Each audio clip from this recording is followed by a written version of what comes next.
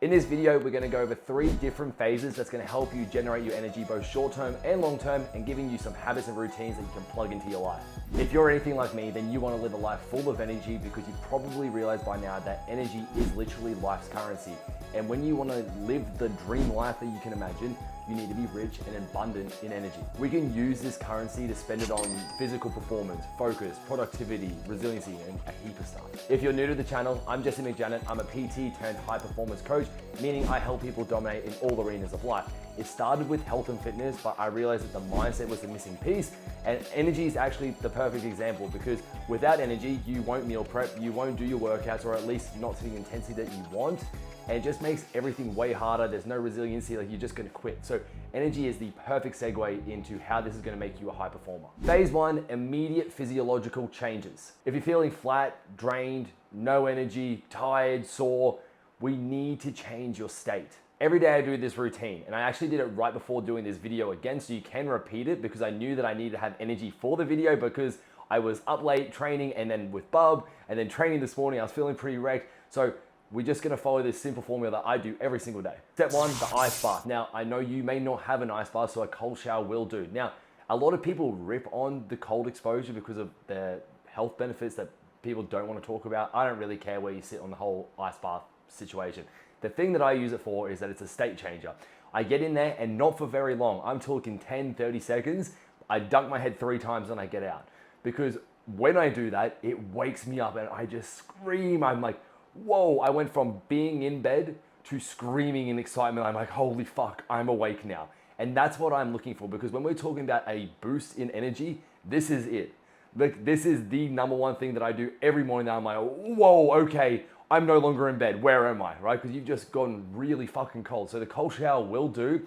You will have to fight that voice in your head, because you're not gonna wanna do it. And every morning I wake up, I'm like, I'm not doing that. And I'm like, shut up. I know how much better I feel from it. So that's step 1, get in the cold. Step 2 is hydrate. So I've actually had ex-clients reach out to me and say, hey, I'm still doing that habit you made me do, where I had electrolytes in the morning because I feel so fucking good. You have to realize that you sleeping for 7, 8 hours, ideally, we're about to get to that, but you aren't drinking in that time. So you're gonna become dehydrated, just because you're not staying on top of your water needs, but also because you sweat in your sleep. So we're gonna wake up dehydrated. And if you're 1 to 2% dehydrated, you're gonna see a massive decrease in your energy. Drinking water isn't enough, because when we drink a heap of water, it actually dilutes our electrolyte storage. So that's when you're gonna start cramping and shit like that. So by starting your day with electrolytes, you're gonna be the most hydrated that you can, which is going to boost your energy. Step 3, which is caffeinate. Now, I didn't used to drink coffees. Up until about 2 years ago, I'd never had one. Then I listened to Andrew Huberman, and he said caffeine's good, and if Huber Daddy says it's on, we're on. So ideally, it's 90 minutes after waking.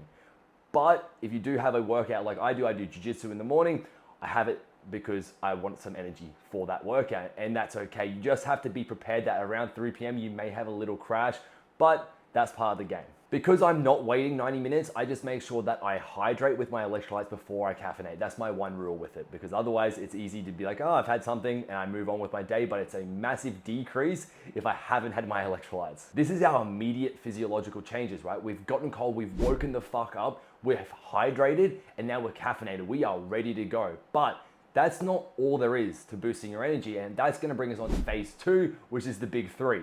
Now, these are the basics that people want to look past. Everyone wants the saunas, everyone wants the ice baths, and that's why I put the ice baths first, because it's a nice pretty thing that gets your attention, right? But the big 3 is the thing that everyone looks over all the time, and this is where we're going to get our sustained energy. Sleep is number 1 when it comes to energy, for a reason. It is the most important thing that you can do. You'll hear people say that they're like, nah, I'm good with 3-4 hours. Wrong, they are lying. There is like a minute % of the population that actually do have the gene that makes that okay. You probably don't. You need more sleep. So to boost your sleep, we're gonna start scheduling it into your calendar, because if you don't plan to be in bed by a set time, it's very easy to keep watching TV or scrolling on your phone. You need to know with yourself when you've said, I need to sleep at this time so I can get X amount of sleep, ideally 7, 8, 9 hours. I was getting 9 hours 2 weeks before baby came, and it was the best time of my life, and those days are gone. I then like to get off my phone and start reading, and I'll be honest, I will read for maybe 10 minutes before I pass out. It just puts me to sleep. Anytime someone says to me, oh, I can't sleep, I'm like, do you train and do you read? Because ever since I started training, I've been tired and I can sleep where I want, and if it really is bad, I can read a book and it'll knock me out. So I like to get my reading in there, although it's not very good for actually getting through a book. I'm gonna talk about breath, and this is insane because last night I had a dream that I had like 6 socks in my mouth. I had to keep pulling them out. It was just so dry, I couldn't get past it. It meant that I was mouth breathing, and that's what was happening through my dream. So I actually have these nasal strips and mouth tape that I use. The nasal strips are awesome because it just opens up your nose for more air. And then the mouth tape, I just slap it across my lips and it just keeps my mouth shut. And I can't stress you, yes, you look like a weirdo, but the quality of sleep that I get when I'm not mouth breathing is insane. To finish the topic of sleep, it's one of my favorite quotes. And if sleep was a mistake, it's the biggest evolutionary mistake in history. We need to sleep. Let's move on with nutrition. So let's start with calories. If you aren't eating enough calories in your day, you're going to feel tired. You do need to eat enough. And this is really focused at females who think they need to eat 1,200 calories, but also men. I had a man the other day tell me he's eating 1,800 calories. Unless you're about to get on stage, you've got no business eating 1,800 calories. I know we all want to lose weight, and I know we think that we need to cut calories, but you're not going to perform in the gym with no energy. You're not going to have the resiliency to say no to that chocolate bar. You're going to end up binging. It's not worth it. So we need to actually work out how many calories you need to eat to lose weight, hit your goals, but also to sustain your energy throughout the day so you can actually perform and enjoy life. Then we're gonna go over to carbs. Are they good? Are they bad? Just a macronutrient. It is what it is. If you're a keto or carnivore kind of guy and you're thriving, keep going. Awesome stuff. If you aren't in ketosis, as in you're not using fat for energy, you need to be eating enough carbs.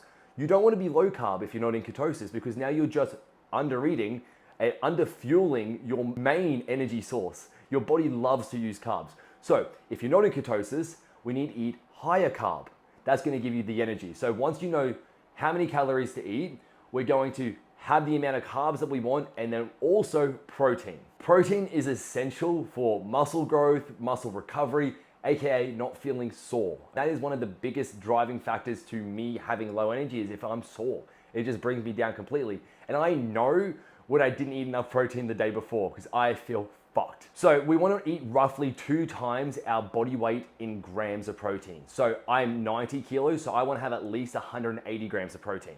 That will be enough. I like to have a bit more normally, but that will be enough that I won't be sore and I will be recovered. And then step 3 of our sustained energy is going to be movement. And I know what you're probably thinking, movement's going to expend energy, but that's not the case. We don't need to include a 10 out of 10 absolute grind session into this. You going for a walk is going to boost your energy because endorphins are a real thing. We aren't designed to just lay on a couch. How many times have you just spent a whole Sunday on the couch? Oh, I've got so much energy now. No, you doing things actually is way better for you, for your energy, and also active recovery. If you are sore, going for a walk is better. Look, if you're real fucked and you need to have a nap, awesome, we're back to the sleep bit, right?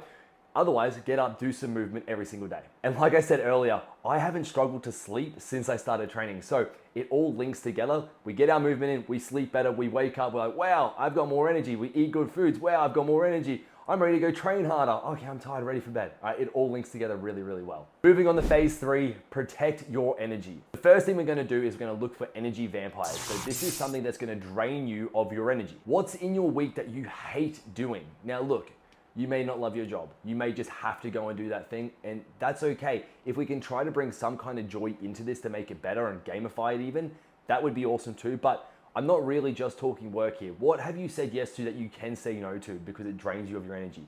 Find what you don't like, what brings you down, and try to remove it as best you can. Next, we're gonna monitor your peak. So I actually like to do this as like a 7-day test. Just see when you have the most energy throughout the day. Is it in the morning? Is it after a meal? Is it at night?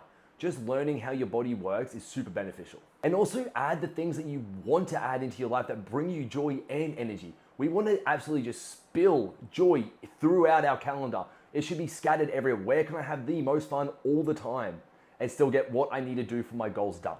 At the end of the day, isn't that the dream life? Is just to have a heap of energy and be having fun and attacking your goals. Step 3 to protecting your energy is setting boundaries. This is the single greatest self-care routine that you can do because people are trying to take your energy. Even the people you love, you need to set boundaries on. You need to know when it's your time to just chill, when it's your time to do the things that you love. What are you saying yes to? What are you saying no to? You need to be in control of your energy. So we've got your immediate physiological changes where we're gonna change your state to just be thriving and full of energy. We've got our long lasting energy, and then we're going to protect it. Now you're gonna put all of that into your calendar. Now, if you haven't made a calendar yet, go watch this video because it's going to change your fucking life.